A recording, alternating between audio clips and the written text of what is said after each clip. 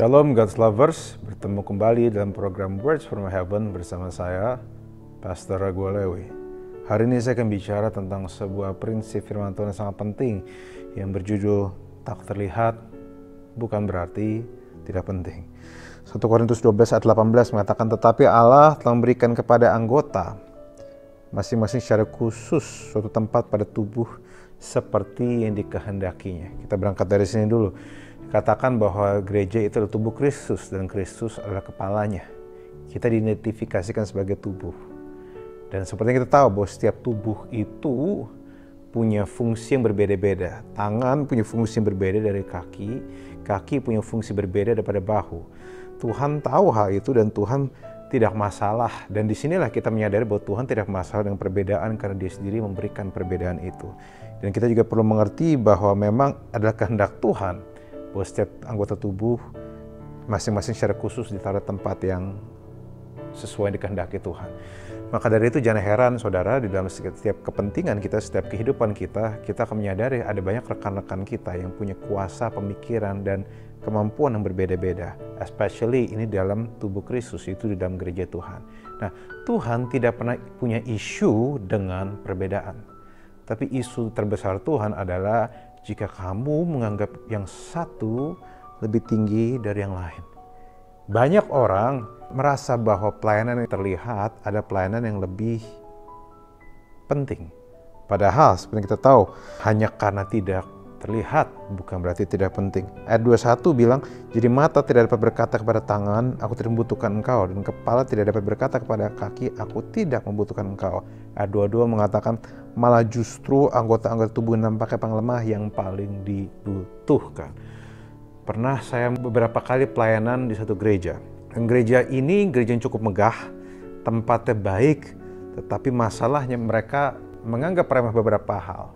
Yaitu nomor satu, mereka menganggap remeh orang-orang dari sound engineer atau sound system. Dan mereka menganggap remeh orang multimedia. Setiap kali saya lihat banyak gereja, saya menemukan bahwa orang-orang sound engineer, orang-orang broadcast, orang-orang multimedia adalah orang-orang yang paling terkesan, maaf ya, dianggap remeh di gereja. Sedangkan orang-orang yang worship leading, berkhotbah, seakan-akan dianggap di posisi kasta yang lebih tinggi.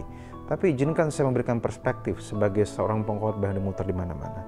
Menurut saya secara pribadi, seorang sound engineer mungkin adalah partner terbesar dari seorang pendeta yang mengkhotbahkan firman. Partner terbesar dari para worship leader.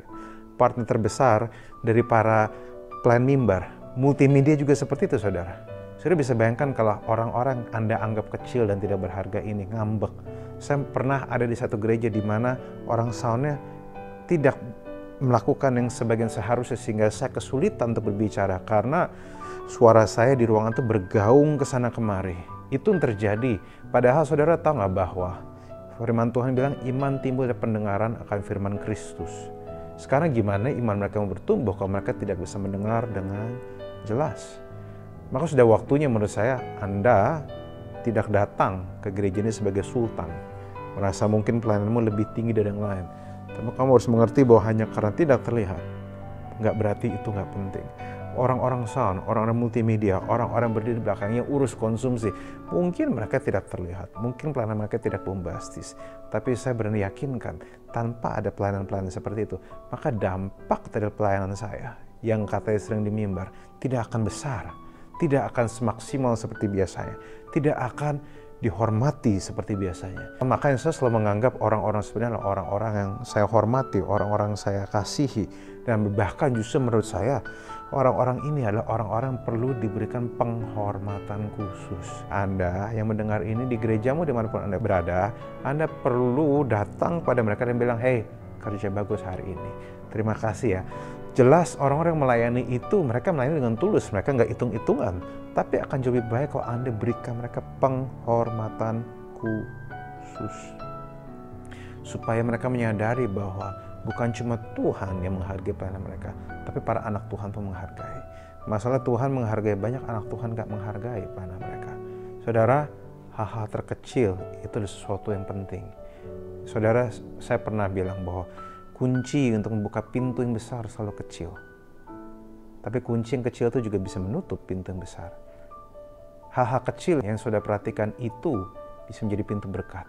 Tapi hal-hal kecil yang tidak saudara perhatikan juga bisa menutup pintu berkat. Saya menemukan bahwa pada waktu gereja-gereja yang peduli dengan hal-hal kecil seperti sound, lighting, multimedia, caranya handle para pelayan, mempedulikan mereka, nganggap mereka manusia, hal-hal kecil, menyapa mereka, kasih semangat, terima kasih ya, kamu hebat, terima kasih, kamu berdampak. Saya menemukan bahwa hal-hal kecil yang saudara lakukan, dampaknya bisa besar sekali. Jangan heran kalau ada kata-kata kecil yang saudara lakukan, malah bisa berujung kepada kebanggaan rohani di gereja Anda atau di persekutuan Anda. Hormat yang Anda berikan bisa membuat banyak hal berjalan lebih baik. Hormat yang Anda hadirkan bisa membuat pelayanan jauh lebih baik. Saya berharap saudara datang tidak sebagai mental sultan, tapi datang menghargai semua melayani, baik besar maupun kecil. Tuhan memberkati. Mari kita berdoa. Tuhan, biarlah hal-hal ini menjadi sebuah pengertian yang baik bagi setiap anak-anak-Mu. Bila kami datang dengan mental yang baik, kami tidak merasa diri lebih tinggi dari yang lain, tapi kami berikan penghormatan khusus pada setiap orang melayani, walaupun mungkin di mata dunia terkesan kecil. Biarlah kami melihat seperti Engkau melihat kami. Terima kasih Bapa, dalam nama Yesus.